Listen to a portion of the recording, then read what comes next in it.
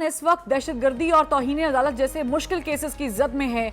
ऐसे में बज़ाहिर उनकी सूबाई हुकूमतें ला ताल्लुक दिखाई दे रही हैं, लेकिन अब तहरीक इंसाफ की मरकजी क़यादत की जानिब से सूबाई हुकूमतों पर भी सियासी केसेस बनाने का दबाव डाला जा रहा है।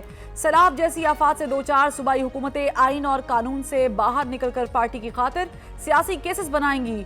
देखना यह भी है कि क्या इमरान खान और परवेज इलाही के बीच सब ठीक चल रहा है।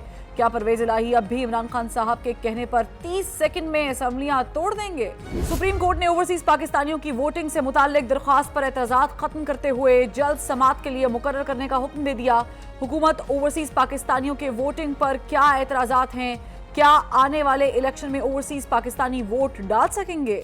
हुकूमत ने फ्यूल प्राइस एडजस्टमेंट को खत्म करके अवाम को एक बड़ा रिलीफ दे दिया। ऐसा ही एक फैसला लाहौर हाई कोर्ट की जानिब से भी सामने आया है, जिसमें अवाम को फ्यूल प्राइस एडजस्टमेंट निकाल कर बाकी बिल जमा करवाने का हुक्मनामा जारी किया है। सवाल ये है कि क्या ये रिलीफ सबके लिए है और हुकूमत फ्यूल प्राइस एडजस्टमेंट को कैसे एडजस्ट करेगी। अस्सलामुअलैकुम नाज़रीन, आप देख रहे हैं नजम सिटी शो और मैं हूं फरवा वहीद और मेरे साथ मौजूद हैं नजम सिटी साहब। अस्सलाम वालेकुम। सिटी साहब, आपने कल जो है एक थ्योरी पेश की, उसके बाद हमने देखा कि हंगामा हो गया। हंगामा कुछ ऐसे हुआ कि पाकिस्तान तहरीक इंसाफ के जो कारकुनान हैं या फॉलोअर्स हैं वो भांगड़ी डाल रहे हैं, लेकिन दूसरी जानिब लोग कह रहे हैं कि अपने ही गिराते हैं नशेमन पर बिजलियाँ। आपने तो वो वाला ही साफ कर दिया। क्या मतलब, कैसे किया मैंने? साहब को याद नहीं है? मैं आपकी याददाश्त के लिए कुछ चलाऊं? मैं फिर आपका वो शॉर्ट चला देती हूँ जिसमें आपने वो थ्योरी पेश की है। आइए जरा देखते हैं। ऐन मुमकिन है कि इमरान खान साहब ये सोचें कि मैं केपी की गवर्नमेंट और पंजाब की गवर्नमेंट को डिसॉल्व करता हूँ, तहलील कर दूँ असम्बलियाँ, और मैं वहाँ इलेक्शन करा लेता हूँ। और इस वक्त खान साहब इतने पॉपुलर हैं कि वो पंजाब में भी जीत जाएंगे और केपी में तो पहले से ही वो बैठे हुए और भी ज़्यादा बेहतर हो जाएगी पोजीशन। बिल्कुल। तो ये तो जो गवर्नमेंट्स बनेगी तो 5 साल के लिए बनेगी, ये 1 साल के लिए तो नहीं बनेगी। तो खान साहब तो ऑलरेडी आधे पाकिस्तान के मालिक बन जाएंगे इस सूरत हाल में। और आपको पता है इस बात का कि जब नेशनल इलेक्शंस होते हैं तो उससे पंजाब का वज़न कितना होता है? आधा वज़न से ज़्यादा तो पंजाब का होता है। तो अगर पंजाब की हुकूमत खान साहब के पास हो तो और केपी की हुकूमत भी इनके पास हो तो इलेक्शन ना भी सेंटर में हो, अगले साल हो जाए, तो ये दो हुकूमतों में बैठ के यहाँ तो कोई केयर टेकर नहीं होगा ना।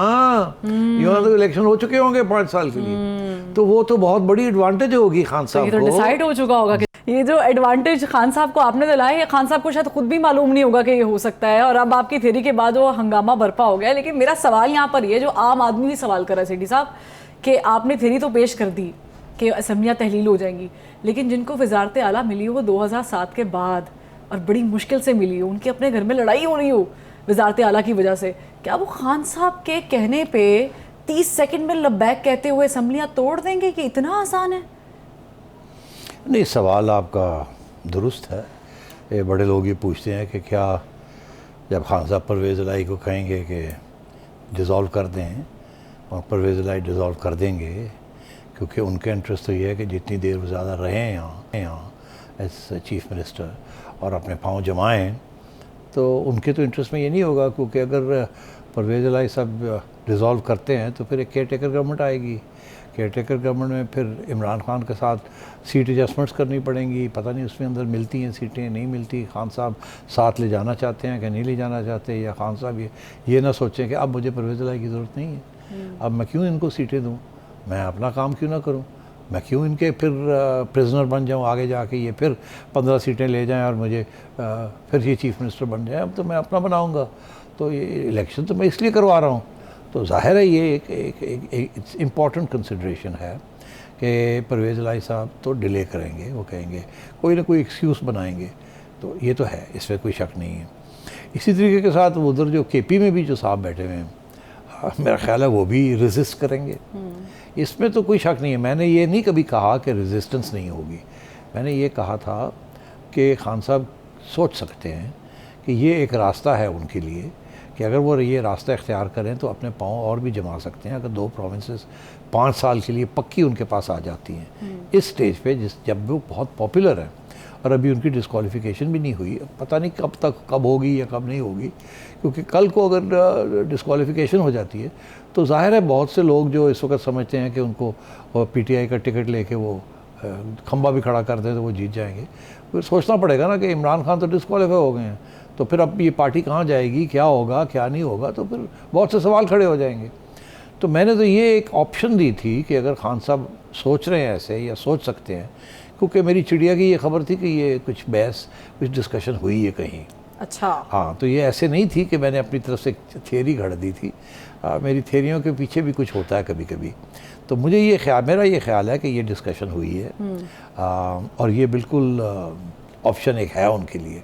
अब ये कैसे ऑप्शन एक्सरसाइज करेंगे, कैसे परवेज़ इलाही को साथ लेके चलेंगे, कैसे अपने दूसरे चीफ मिनिस्टर को मनाएंगे, ये सारी बातें अभी तय होने वाली हैं। मगर इसके साथ साथ वो डिस्क्वालिफिकेशन का इशू भी तो चल रहा है ना।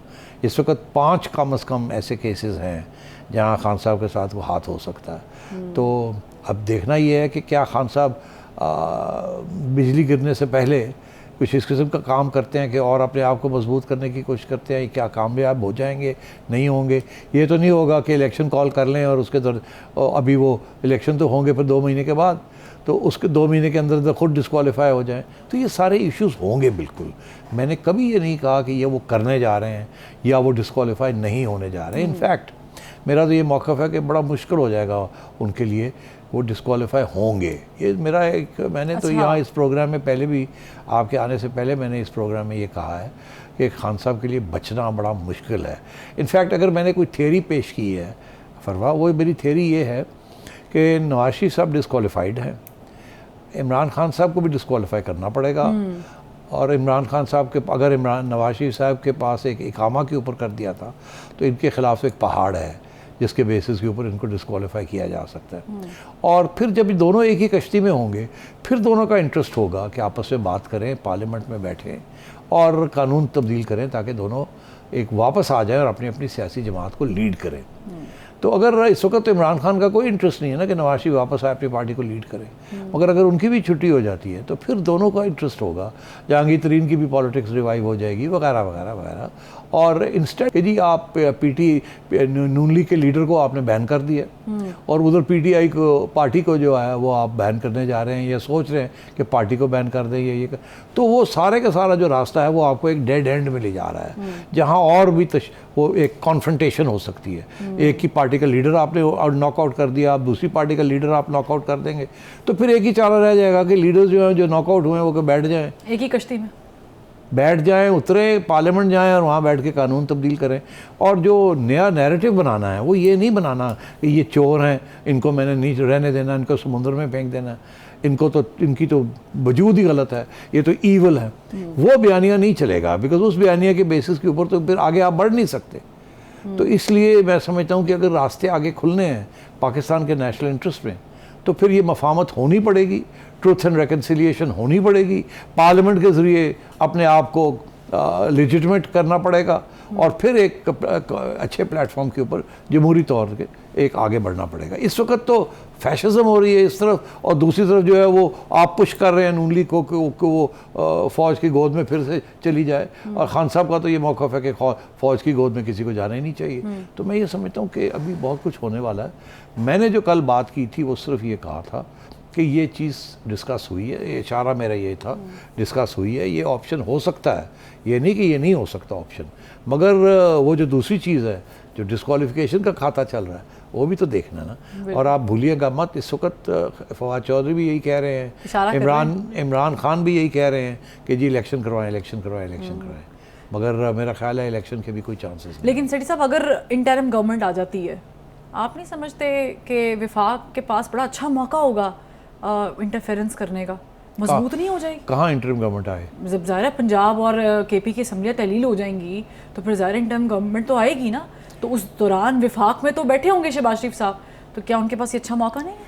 नहीं, अब देखिए जिस किस्म की अब तकड़ी हो गई है इलेक्शन कमीशन, मेरा ख्याल है अब ये इंटरिम गवर्नमेंट्स को कंट्रोल करना और उनको मैनिपुलेट करना ये मुमकिन नहीं है। अब हालात बहुत बदल गए हैं। देखिए इंटरिम गवर्नमेंट्स तो 2013 के बाद, 2013 में भी मैनिपुलेट करना बड़ा मुश्किल हो गया था। इमरान खान साहब ने इल्ज़ाम लगाया था कि इलेक्शन रिग हुए हैं, इंटरिम गवर्नमेंट्स जो हैं वो मैनिपुलेट हुई हैं, मगर जब वो सुप्रीम कोर्ट की एक्स चीफ जस्टिस साहब ने वो कमीशन बनाई थी ऑफ इंक्वायरी, तो उसने क्लीन चिट दे दी थी। तो मैं समझता हूँ कि अब इलेक्शंस को रिग करना और केयर टेकर गवर्नमेंट्स को मैनिपुलेट करना बड़ा मुश्किल हो गया। अलबत्ता अगर सारे के सारे सियासतदान बाहर बैठे हों और केयर टेकर गवर्नमेंट जो है वो इदारे आपके बनाएं तो फिर बहुत कुछ हो सकता है, मगर अगर सियासतदान मिल के केयर टेकर गवर्नमेंट्स बनाते हैं जो कि कानून के मुताबिक तो leader of the house and leader of the opposition मिल के बनाते हैं ना, तो अगर वैसे होगा तो फिर फिक्र नहीं है किसी चीज़ का। लेकिन यहाँ पर हम चूँकि कल की बात कर रहे हैं, कल की प्रिडिक्शन कर रहे हैं, आपने ये की भी थी कल और आज हमने चलाई भी, फिर आपने कल का मजीद भी इस पर तज्जिया दे दिया। कल की अगर जिक्र करें तो कल खान साहब पेश भी हो रहे हैं एटीसी में। अब राना सनाउल्लाह साहब बिल्कुल तैयारी के साथ बैठे हैं कि वो कह रहे हैं कि जैसे ही इनकी प्रोटेक्टिव बेल कैंसिल होगी, इनको मजीद नहीं मिलेगी, हम वहीं से घेरा तंग करेंगे और इनको गिरफ्तार कर लेंगे। ये कैसे मुमकिन होगा? राना सनाउल्लाह साहब ख्वाब देख रहे हैं, ये वाकई तैयारी में बैठे हुए हैं? गिरफ्तारी होगी, क्या होगा, रिलीफ मिलेगा? ये बहुत अहम सवाल है। मैं समझता हूँ इसके ऊपर अभी तक हुकूमत के अंदर फैसला नहीं हुआ।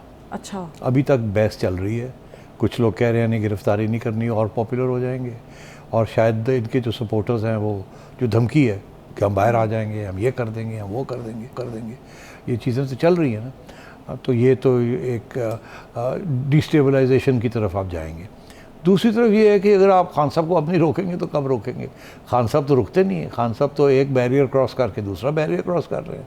अब मैंने अर्ज़ किया आपसे, पाँच केसेस इस वक्त चल रहे हैं। आप एक केस पे नहीं करेंगे, दूसरे में नहीं करेंगे, तीसरे में नहीं करेंगे, चौथे में नहीं करेंगे, पाँचवें में नहीं करेंगे। एक कंटेम्प्ट ऑफ कोर्ट है सुप्रीम कोर्ट के अंदर 25 मई वाला, बिल्कुल। एक contempt of court Islamabad high court में आ गया है जो सुओ मोटो नोटिस लिया गया ऑन द जज साहिबा के ऊपर जो इन्होंने, ज़ेबा चौधरी साहिबा। तीसरा जो केस है वो है एंटी टेररिज्म कोर्ट का, है ना, एंटी टेररिज्म कोर्ट्स। फिर चौथा एक है contempt of election commission of Pakistan, जिसमें खान साहब को वहाँ भी बुलाया हुआ है, इलेक्शन कमीशन, बिल्कुल ठीक। और चौथा है डिस्क्वालिफिकेशन, पांचवा है डिस्क्वालिफिकेशन तोशाखाना, और छठा भी एक बन रहा है या FIA की तरफ से वो बन जाएगा कि ये जो बैंक अकाउंट्स खान साहब के नाम पे या खान साहब के रिकमेंडेशन के ऊपर खुले हैं जो छुपाए गए थे, उसके अंदर पैसे थे, वो कहाँ गए, क्या हुआ क्या नहीं हुआ। तो केसेस तो बड़े बन रहे हैं अब, और वो सब बनेंगे और घेरा पूरा होगा और इनके लिए स्पेस कम होगी। और ये मैं समझता हूँ कि ये सिर्फ हुकूमत मतलब बल्ला गेंद नहीं खेल रही, तैयारी से आपने मतलब पीछे से भी करो करो करो। अच्छा, अब इससे ज़्यादा मत पूछिए। तो अब बात यह है कि खान साहब को बड़ी सीरियसली सोचना पड़ेगा कि अब वो किस हद तक डिफाइंस करेंगे, किस हद तक ये है ना रेजिस्टेंस करेंगे, क्या लड़ाई और करेंगे, क्या अदालतों को और अंडर प्रेशर लाएंगे, फ़ौज को और अंडर प्रेशर लाएंगे, और अपने ये अदालतों में जाएंगे नहीं, बुलाएगा तो जाएंगे नहीं।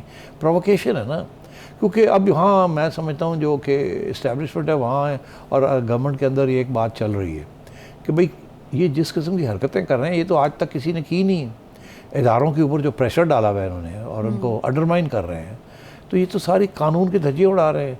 अगर हम खान साहब को नहीं कानून के तहत पकड़ेंगे या समझाएंगे तो फिर आम आदमी को हम कैसे करेंगे? फिर तो इनके लोग जो हैं वो तो और भी हाथ से बाहर निकल जाएंगे। लेकिन उनको पॉपुलेशन तो उनके साथ है, पॉपुलैरिटी तो उनकी बढ़ रही है। अब हम देख रहे हैं कि बाई इलेक्शन तो हम डिस्कस कर ही ले रहे थे, लेकिन इंटरनेशनली जो मीडिया ने उनको कवरेज दी है, सेठी साहब ATC थोड़ा सा मुख्तलिफ हो गया ना, इंटरनेशनल मीडिया ने उसे काफ़ी कवरेज दे दी है। अच्छा, इसमें कल भी मैंने ये डिस्कस किया था कि इंटरनेशनल कवरेज के साथ मामला हल नहीं होता।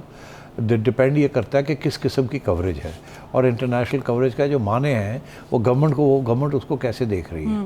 मैंने कल जिक्र किया था कि इंटरनेशनल कवरेज जो है वो ज़्यादातर फोकस कर रही है दो चीज़ों पे। एक ये कि इनके ऊपर एंटी टेररिज्म या टेररिज्म का चार्ज क्यों लगाया गया है कि एक पॉपुलर पार्टी का लीडर है, तो अगर किसी को डिटेल ना पता हो तो ऐसे ही लगता है कि यार ऐसे जाती है। अभी एक पॉपुलर लीडर है, एक्स प्राइम मिनिस्टर, उसको आप टेररिस्ट बना दिया आपने।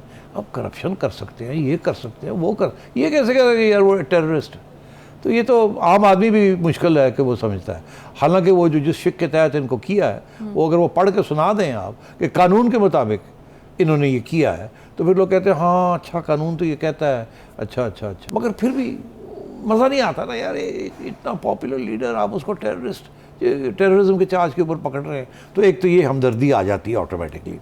इस लाइक फॉर एग्ज़ाम्पल अगर मुझे कोई पकड़ के ले जाए और मेरे ऊपर टेररिज्म का इल्ज़ाम लगा दें, तो दुनिया में कोई नहीं मानेगा कि यार एक सीनियर जर्नलिस्ट, इस्टेब्लिश जर्नलिस्ट, जिसकी एक थोड़ी बहुत शोहरत है या जो थोड़ी बहुत जान पहचान है और जमहूरियत के लिए अवार्ड्स भी लिए हैं, उसने झगड़े लड़ा है जो जमहूरियत के लिए, उसको टेररिज्म आप कह रहे हैं, तो नहीं, बात बनती नहीं।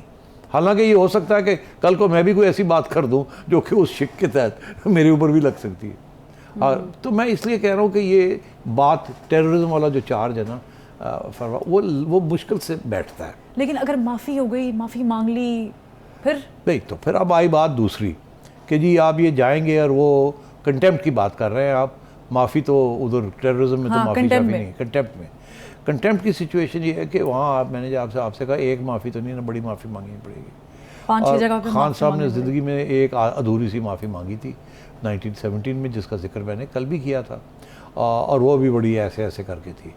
यहाँ तो अभी जो तबसरे हो रहे हैं, तबसरे जो लोग कर रहे हैं, वो यही कह रहे हैं कि कोई चारा नहीं है कि माफ़ी मांगे और throw yourself at the mercy of the court. मगर ये भी लोग कह रहे हैं कि अगर आपने वहाँ बहस की कि नहीं मैंने तो ऐसी कोई चीज़ की नहीं, मैंने तो तौहीन की नहीं, जबकि वाजे हो गया है, सबको ये पता है और अदालतों को भी ये पता है कि आपने तौहीन तो की है, और अगर आप वहाँ जाके आर्ग्यू करेंगे कि नहीं मैंने तो ये नहीं की, ये देखे ना मैंने तो ये लफ्ज़ इस्तेमाल किया ना, मतलब अपना केस लड़ेंगे आप, तो फिर जब अगर वो केस रिजेक्ट हो जाता है आखिर में, तो फिर तो पक्की सज़ा होगी क्योंकि आपका केस रिजेक्ट हो गया।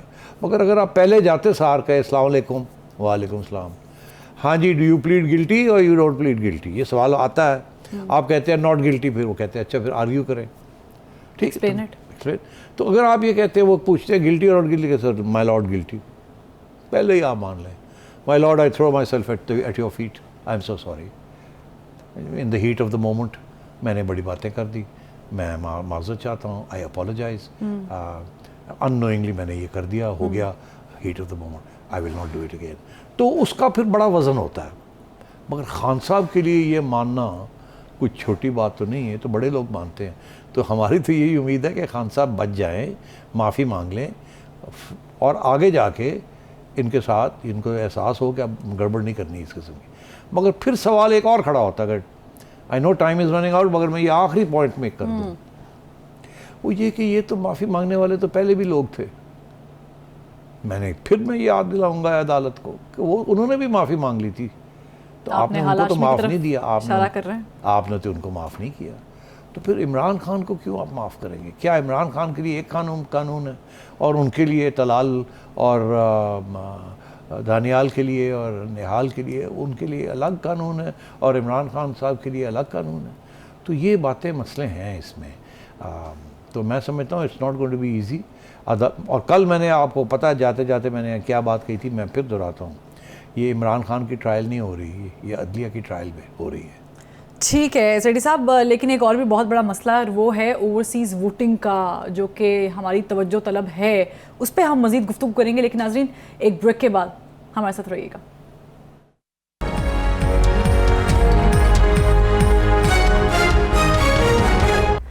Welcome back. एक बहुत ही अहम मसला है, वो है ओवरसीज़ वोटिंग का। वोटिंग होगी नहीं होगी, 90 लाख पाकिस्तानी है, सवालिया निशान खड़ा हो गया है। इस हुकूमत ने जो तरमीमी एक्ट उन्होंने किया था, पाकिस्तान तहरीक इंसाफ वालों ने लास्ट ईयर नवंबर में, वो उन्होंने कैंसिल कर दिया है। उन्होंने कहा जी हम इससे कोई बेहतर तरीका कार ढूंढेंगे। आई वोटिंग कैंसिल हो गई है, फेल हो गई। दूसरी जानब हमने देखा कि शेख रशीद साहब की दरख्वास्त पर आज सुप्रीम कोर्ट में समाअत भी हुई, 2 रुकनी बेंच भी बैठा और उन्होंने कहा कि अगर यहाँ पर वोटिंग हो सकती है तो हम उनको क्यों वोटिंग का हक नहीं दे रहे हैं, क्यों इस पे काम नहीं किया जा रहा, जो इलेक्शन कमीशन है वो कोई बेहतर लाहे अमल क्यों नहीं लेकर आ रहा। आप सब सवाल तो है ना, ये एक बड़ा सवाल है। 90 लाख वोटर्स पाकिस्तानी, लेकिन यहाँ पे एक कन्फ्यूजन है, वो ये है कि ना पाकिस्तान तहरीक इंसाफ वालों ने ये तरमीमी बिल मंजूर करते हुए बताया था कि इसकी जो लागू होगा ये बिल, ये किस तरह के लोगों पर होगा, क्या ड्यूल नेशनलिटी वालों पर होगा या PR होल्डर्स पे होगा या जो सिर्फ बरूनी मुल्क काम करने वाले पाकिस्तानी उन पे होगा। ना ही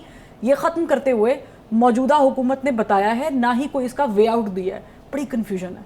हाँ, कन्फ्यूजन थोड़ी सी है, ज़्यादा नहीं है ज़रूर। पहले तो ये बैकग्राउंड में थोड़ी सी दे दूँ, वो ये कि और यह एक्सप्लेनेशन दे देता हूँ कि ओवरसीज़ पाकिस्तानीज़ की बात होती है। अब ओवरसीज़ पाकिस्तानी से मुराद क्या है और डुअल नेशनल पाकिस्तानी से क्या मुराद है? क्या ओवरसीज़ पाकिस्तानीज़ के अंदर डुअल नेशनल्स भी आते हैं या दो अलग कैटेगरीज हैं? अभी तक जो डिबेट होती रही है वो ये है कि ओवरसीज़ पाकिस्तानीज़ को वोट देना है, जिसके ऊपर सब इत्तेफाक करते हैं, क्योंकि ओवरसीज़ पाकिस्तानीज़ वो हैं जो कि ये हमारे 140 मुल्कों के अंदर पाकिस्तानीज़, आपने 90 लाख कहा, ये बिखरे हुए हैं मिडल ईस्ट में या हर जगह पे, बिल्कुल ठीक है। ये वो लोग हैं जो रेजिडेंसीज़ हैं वहाँ उनके पास, मगर नेशनैलिटी नहीं है उस मुल्क की, नेशनैलिटी सिर्फ पाकिस्तान की है। ये मिडल ईस्ट के अंदर खसूसन जो हमारे वर्कर्स गए हुए हैं उनको किसी ने नेशनैलिटी नहीं दी। यूरोप में तो फिर नेशनैलिटी मिल जाती है, डुअल नेशनैलिटी, मगर मिडल ईस्ट में, सऊदी अरेबिया में, यूएई में, दुबई में, इधर उधर कोई नेशनैलिटी नहीं है। आप पाकिस्तानी हैं एंड यूर ओवरसीज़ पाकिस्तानी, आपके पास डुअल नेशनैलिटी नहीं है। अब इनका तो हक बनता है, बिकॉज इनके पास तो वोट है ऑलरेडी। अगर वो पाकिस्तान में होते तो उनके तो वो कार्ड्स बने हुए हैं, उनके जहाँ जहाँ से उनकी कंस्टिट्यूंसीज़ हैं वहाँ उनकी लिस्ट के अंदर उनका नाम है, अगर वो चाहें तो जाके वोट डाल दें। मगर क्योंकि वो यहाँ नहीं हैं और वो बाहर हैं, और वो सिर्फ वोट डालने के लिए कैसे आएंगे, पैसे लगते हैं, वो एक वोट डालने के लिए आएंगे दुबई से या सऊदी अरेबिया से, तो हो नहीं सकता। उनका एक डिमांड था बड़ा फेयर कि जी हमारा वोट तो ऑलरेडी है, मगर हमारे लिए मुश्किल है वापस आके वोट डालना, और ये भी नहीं कि हम कहीं और वोट डालें, हमारा वोट अपनी कंस्टिट्यूंसी में है, जो हमारा जिसे साड़ा पिंड है या जो साड़ा जगह है उत्थे साड़ा वोट है। उनके पास नाइकॉप कार्ड्स हैं जो कि पाकिस्तानी कार्ड्स हैं, सो देयर उनका तो वोट है। सवाल ये था कि उनको कैसे वोटिंग कैसे करवाई जाए उनसे, ये नहीं कि वोट नहीं है उनके पास ऑलरेडी वोट है। तो ये एक टेक्निकल इशू बन गया है कि कैसे वोटिंग कराई जाए जिसमें फ्रॉड ना हो और सही तरीके से साफ शफाफ ट्रांसपेरेंट हो। तो ये इतना मुश्किल इशू नहीं है, ये टेक्निकल इशू है। और ये इसी के ऊपर बहुत सी रिपोर्ट्स भी छपी हैं कि कैसे ये वोट दिया जाए, उनको फैसिलिटी प्रोवाइड की जाए कि वो वोट कर सके। इसकी तारीख ये है कि फरवा के ये 1970 में जब पहली इलेक्शन होने जा रही थी तो उस वक़्त ये सवाल खड़ा हुआ था कि जी वो जो बाहर के पाकिस्तानीज़ हैं, क्योंकि 50s और 60s में बहुत से लेबर गए थे तो वो अपने वोट मांग रहे थे, मगर जब तक ये और यहाँ तक मुझे याद है कि मेरा ख्याल है 1985 तक, क्योंकि 70 के बाद एक इलेक्शन हुई, फिर एक इलेक्शन 77 में ख़राब हो गई, उसके बाद मार्शल लॉ लग गया, फिर 85 में जाके अगली इलेक्शन हुई, तो 15 साल लोगों को इंतज़ार करना पड़ा कि ये मामला जो है ओवरसीज़ पाकिस्तानीज़ वोटिंग का ये तय होगा कि नहीं होगा। उस वक़्त भी ये इशू हुआ और उस वक़्त भी सुप्रीम कोर्ट में लोग गए और उसके बाद भी गए।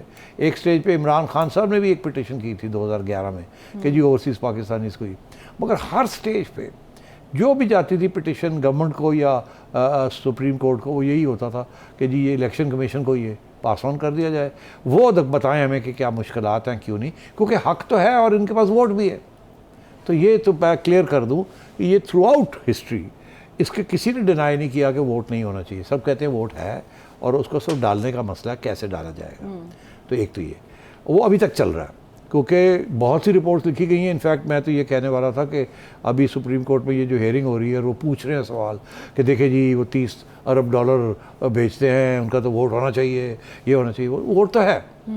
मैं चाहूँगा कि जज हजरात जो है इसके ऊपर जो रिपोर्ट्स इलेक्शन कमीशन की तरफ से लिखी गई हैं, कमिटीज़ बनी हैं फरवा, जिसके अंदर एक कमेटी में आरिफ अलवी साहब ने उस कमेटी में वो थे खुद, और फिर एक स्वीडिश इंस्टीट्यूट है 2016 में एक बहुत कॉम्प्लेक्स किस्म की रिपोर्ट उन्होंने बनाई थी, और हर जगह पे ये टेक्निकल इश्यूज जो हैं कि जी 90 लाख लोगों को किस तरीके से आपने वोट देना, इतना बड़ा डायस्पोरा, ये दुनिया का बहुत बड़ा 6th लार्जेस्ट डायस्पोरा है ये दुनिया का, तो ये छोटी बात नहीं है। तो ये कॉम्प्लेक्स इशू है, टेक्निकल इशू है।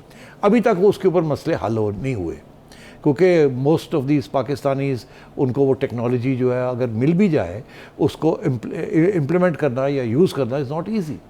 तो और मोस्टली लेबर क्लास है तो उनके लिए इतना आसान भी नहीं है। तो ये fail safe secure method, transparent method, घपला ना हो, गड़बड़ ना हो, वेस्टेज ना हो, ये बहुत से इश्यूज़ हैं। अब आइए आप डुअल नेशनल्स की, क्योंकि डुअल नेशनल्स भी हैं जो कि जिनका वो मांग रहे हैं वोट।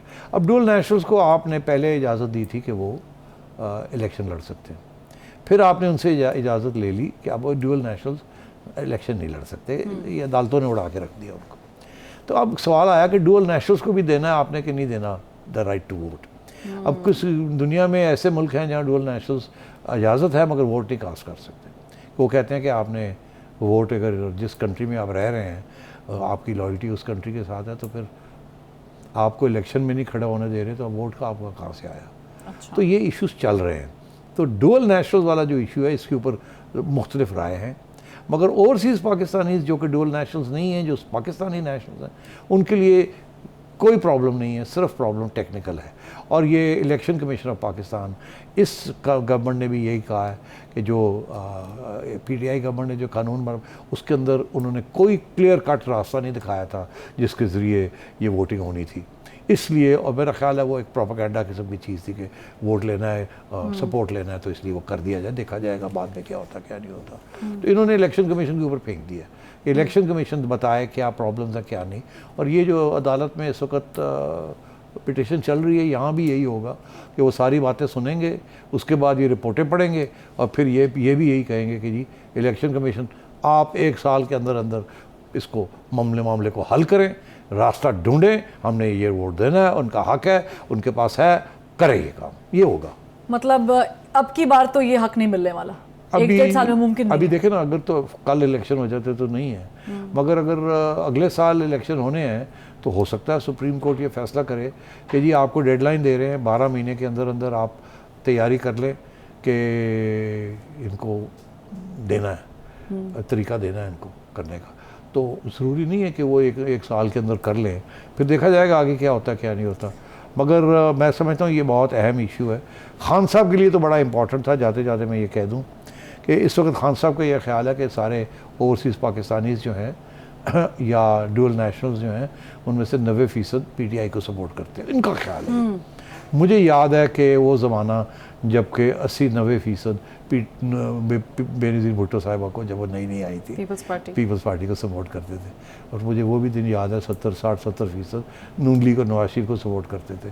तो ओवरसीज़ पाकिस्तानीज़ जो हैं उन्होंने पहले मोहतरमा को सपोर्ट किया, भुट्टो साहब को किया, पहले मोहतरमा को किया, फिर उसके बाद नवाज शरीफ को किया, अब वो इमरान खान को सपोर्ट कर रहे हैं। तो ये भी अप एंड डाउन चलता है, आगे देखना अब क्या होता है। ठीक है, देखते हैं ये ऊंट किस करवट बैठता है, लेकिन बहरहाल सपोर्ट तो होनी चाहिए और वोट तो मिलना चाहिए। एक ब्रेक लेंगे और ब्रेक के बाद जब हम वापस आएंगे तो बात करेंगे उस रिलीफ की जो रिलीफ है तो सही लेकिन तकलीफ की सूरत में। एक ब्रेक के बाद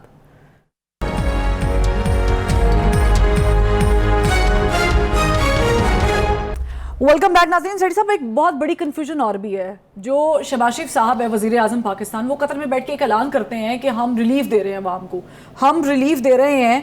और उन्होंने रिलीफ भी कोई छोटा बड़ा रिलीफ नहीं दिया, उन्होंने 1,70,00,000 अवाम को रिलीफ दे दिया है। वो है फ्यूल प्राइस एडजस्टमेंट की मद में कि वो बिलों पर नहीं डलेगा, लेकिन है 1 महीने के लिए। जैसे कि आपने कल प्रोग्राम में कहा था कि वो बड़ा सा लिखा होता है ना, सेल 50% सेल, लेकिन छोटा सा लिखा होता है अप टू। और दूसरी जानब हमने देखा है कि लोग पहले तो परेशान थे बिलों की वजह से कि बहुत बिल आ रहे हैं, बिल जला रहे थे, एहतजाज हो रहा था। अब परेशान ये है कि हुकूमत जो कन्फ्यूजन पैदा कर दी है कि जो रिलीफ मिल रहा है ये 200 यूनिट तक वालों को मिल रहा है, उसके ऊपर वालों को मिल रहा है। क्योंकि आज जो लाहौर हाई कोर्ट में समाअत हुई है उस पर उन्होंने कहा है कि जी जनाब आपने जो बिल पे करने हैं ना, अब फ्यूल प्राइस एडजस्टमेंट निकाल के पे करने हैं। अब लोग पहुंच गए लेस्को के दफ्तर, कह रहे हैं जी साड़ा भी कड्डो, साड़ा भी कड्डो। अब ये पता ही नहीं है कि ये 200 वालों को रिलीफ है कि उससे ऊपर वालों को भी ये खुशखबरी नसीब हो रही है। आप जरा रोशनी डालें इस पे। क्या नहीं, सही कह रही हैं आप। उसकी वजह ये है कि मेरा ख्याल है ये जो 1 महीने वाली बात की है ना, ये तो क्लियर कट है कि इसका तल्लुक वो जो इलेक्शंस आ रहे हैं आगे, क्योंकि आवाम बड़ी नाराज़ है, प्रोटेस्ट हो रहे हैं, तो ये तो वाइप आउट हो जाना है इन्होंने, इसलिए बड़े परेशान हैं। इनको पहले से ही परेशानी थी कि पिछले इलेक्शंस जो हुए हैं, बाई इलेक्शंस, इनका ख्याल है कि महंगाई की जो इन्होंने पेट्रोल की कीमत बढ़ाई थी 100 रुपये, वो फिर इनके गले पड़ गई और इसीलिए वो 15 सीटें जो जीतने वाले थे ये हार गए। तो ये बड़े इस वक्त तो बड़ी टेंशन हुई हुई है कि अगर इमरान खान ये 9 सीटें भी जीत गया तो फिर क्या एक परसेप्शन क्या क्रिएट हो जाएगी। तो मेरा ख्याल है ये वन ऑफ रिलीफ दे रहे हैं ताकि इस वक्त जो एहतजाज हो रहा है वो बंद हो जाए, ये ना हो कि ये बढ़ जाए। एक शहर में कल दूसरे शहर में प्रोटेस्ट होनी शुरू होगी। इमरान खान को करने की ज़रूरत ही कुछ नहीं, आवाम खुद ही सड़कों पे आ गई, निकल गए हैं तो फिर गवर्नमेंट तो बचना मुश्किल हो जाता है। इसलिए फौरी तौर पे उन्होंने ये इकदाम किया है। अब सवाल ये है कि टपाव किया, हाँ, मगर वो ये है वो करें क्या, पैसे तो है नहीं। इसके साथ भी उनके 30 अरब 40 अरब जो है ना वो जेब से कट जाएंगे, जो कि फिर इनको कहीं और से इकट्ठे करने पड़ेंगे। और इन्होंने IMF से ये स्पेशल परमिशन ली है कि गवर्नमेंट उड़ जाएगी अगर हमने ये ना किया। तो उन्होंने कहा कि ठीक है आप कर लें, मगर फिर ये है कि ये जो लॉस हो रहा है आपको, ये कहीं और से आपको इकट्ठा करना पड़ेगा। अच्छा। तो कल हमने ये सुना ना कि सिगरेट्स जो हैं वो उनके ऊपर और बढ़ा दिया और ये कर सेल्स दिया, टैक्स बढ़ा दिया। तो ये इस किस्म की चीज़ें करेंगी। ये बड़ी इंपॉर्टेंट रिलीफ है। मगर बात ये है कि सवाल ये है कि ये जिसके 200-250 यूनिट है उसको भी मिलेगी या सिर्फ 200 वाले को मिलेगी या 200 से कम वाले को मिलेगी, ये क्लियर नहीं है। अब अदालत ने ये कहा कि जाइए अपने बिल ले जाइए लेस्को को कह के, और लेस्को वाले हाथ के साथ उसको चेंज करके और मोहर लगा रहे हैं और कह रहे हैं जी फ्यूल एडजस्टमेंट काट दी, बैलेंस जाके आप पैसे डालें बैंक में। और 3 दिन की शायद मोहलत आगे भी कर दी है कि मीटर नहीं काटेंगे, आपको थोड़ा टाइम और दे दिए। मगर ये लड़ाई झगड़े तो चलेंगे ना। वो 250 वाला भी पहुंच जाएगा, वो कहेगा जी मेरे तो 300 यूनिट ने, तो मैंने भी दियो। वो कहेंगे नहीं तुम 200 तो दे देने, तो 100 तो नहीं देंगे। तो वो कैसे कैलकुलेट करेंगे कि वो जो फ्यूल एडजस्टमेंट लगी हुई है वो 200 पे और 300 पे 200 की कितनी निकलती है और 300 की कितनी निकलती है, वो तो नहीं लिखा हुआ। तो वो तो आर्बिट्रेरी होगा। तो ये अच्छी खासी कन्फ्यूजन है। और मेरा ख्याल है इनका यही मौक़िफ़ होगा कि 200 और उससे कम वाले जो हैं उनको मिल जाएगी। आपको 201 हुआ तो वो कहेंगे जी सॉरी आप तो इस कैटेगरी में आते ही कोई नहीं। और वहाँ वो लोग लड़ेंगे, वहाँ वो कहेंगे फिर ये मिला क्या, वहाँ लड़ाई झगड़े अभी भी होंगे। तो मैं समझता हूँ कि क्लैरिटी होनी चाहिए थी। मगर इस किस्म के जब सियासी इक़दाम किए जाते हैं तो मेरा ख्याल है समटाइम्स कुछ डिलिबरेटली कुछ चीज़ गोल छोड़ दी जाती है कि आप पे गाली पैनी किसी और पवे सन ना पवे। आज का जो तज्जिया है उस पर फीडबैक देना ना भूलिएगा। फरवा वहीद को नजम सिटी शो से इजाज़त दीजिए, फिर मुलाकात होगी। अल्लाह हाफ़िज़।